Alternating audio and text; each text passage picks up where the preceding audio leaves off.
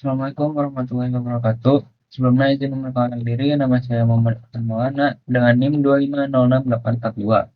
Dan kali ini saya ingin membagikan sedikit pembahasan terhadap teori transformasi linear berdasarkan jurnal yang sudah saya pilih yang berjudul Polarization Multiplexed Diffractive Computing: All Optical Implementation of Group of Linear Transformation through a Polarization Encode Diffractive Network, yang dipublikasikan oleh Light Science and Application. Ya, mungkin untuk mempersingkat waktu di sini kita akan langsung mulai masuk pada pembahasannya saja. Paradigma baru komputasi optik. Di sini kita mulai dari latar belakang yang terlebih dahulu. Ada krisis energi AI dan solusi optik. Masalah AI modern yakni adalah meningkatnya permintaan AI secara global dapat menyebabkan konsumsi daya komputasi yang masif, sehingga pusat data tradisional untuk membutuhkan energi listrik yang sangat besar untuk operasi matriks. Keunggulan cahaya. Cahaya bergerak dengan kecepatan semaksimal dan tidak menghasilkan panas saat merambat, sehingga jaringan difraktif pasif mampu melakukan inferensi tanpa konsumsi daya listrik selama operasi. Jaringan optik difraktif, atau bisa kita sebut sebagai DON. DON terdiri dari lapisan transmisif terpis yang direkayasa secara spasial menggunakan algoritma deep learning. Lapisan pasif tanpa konsumsi daya internal, komputasi secepat kecepatan cahaya, dan skalabilitas tinggi dengan penambahan lapisan. Model teori transformasi linear. Jaringan difraktif dioptimalkan untuk melakukan transformasi linear kompleks antara bidang input dan output. Di sini kita dapat melihat sedikit rumusnya, ada FEC, OC sama dengan AC dikali FEC, IC, di mana AC adalah matriks transformasi kompleks target yang secara unik diterapkan ke kombinasi polarisasi input atau output tertentu. Komponen inti jaringan dibagi menjadi tiga jenis. Yang pertama adalah lapisan difraktif, material isotropik yang melambangkan neuron difraktif. Ini dapat dioptimalkan menggunakan error backpropagation.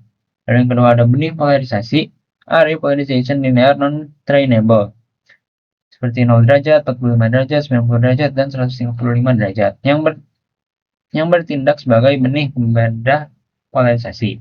Dan yang ketiga ada multiplexing. Ini memungkinkan satu jaringan fisik melakukan banyak transformasi berbeda secara paralel. Lalu selanjutnya ada skalabilitas dan kapasitas neuron. Yang pertama ada regular DON, NP sama dengan 1, itu memiliki nilai 4,1 ribu neuron. Dan yang kedua ada 2 channel multiplex, memiliki nilai 8,2 ribu neuron. Dan yang ketiga ada 4 channel multiplex, yang memiliki nilai paling besar yakni 16,4 ribu neuron. Kapasitas jaringan harus memenuhi ambang batas teoritis.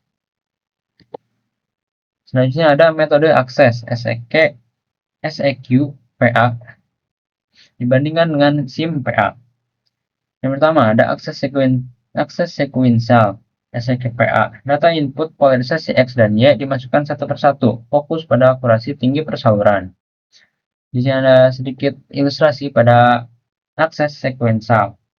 Dan yang kedua ada akses simultan, yakni SIM PA. Kedua saluran polarisasi aktif bersamaan memerlukan pelatihan untuk menekan crosstalk antar saluran. Analisis akurasi transformasi. Tren penurunan kesalahan MSE seiring bertambahnya jumlah neuron.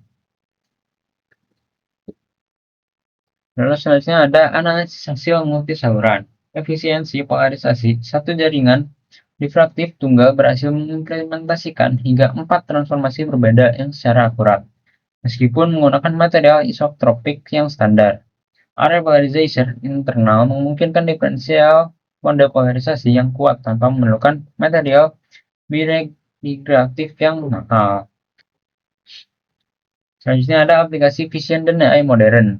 Yang pertama ada machine vision, deteksi dan klasifikasi objek berdasarkan sifat polarisasi uniknya secara real time. Dan yang kedua ada akselerator AI, melakukan operasi matriks vektor bervolume besar dengan 0 daya listrik. Ketiga ada keamanan, yakni enkripsi data optik menggunakan kunci berbasis polarisasi cahaya. Dan yang keempat ada imaging medis, yakni memproses citra histologis dengan kontras polarisasi secara otomatis. Oke, mungkin cukup sekian sedikit pemaparan teori transformasi linear pada jurnal yang sudah saya pilih. Kurang lebihnya mohon maaf, terima kasih, dan Assalamualaikum warahmatullahi wabarakatuh.